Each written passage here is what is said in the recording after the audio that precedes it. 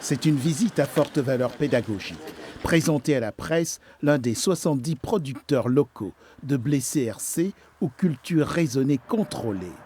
Un contrat avec McDo, le géant de la restauration rapide, ça fait saliver. Sur les 140 hectares de ce producteur, 40 sont consacrés à ce blé certifié. Un marché de niche, certes, une aubaine pour sûr. On est contrôlé, il faut s'y plier. C'est la principale contrainte, il ne faut pas faire d'erreur. On fait des contrats sur 3 ans avec un prix bien défini, on a une vision plus précise de l'avenir, on peut mieux gérer. Ils sont 3000 agriculteurs en France engagés dans la filière de ce blé certifié. Leur production, 400 000 tonnes par an et un cahier des charges très exigeant.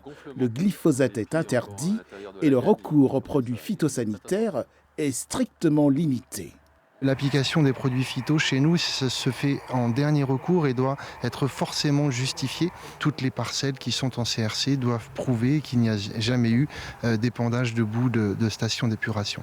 Garantir des céréales de haute qualité 100% françaises, une forte limitation des pesticides pour favoriser la biodiversité, les éléments de langage sont ciselés.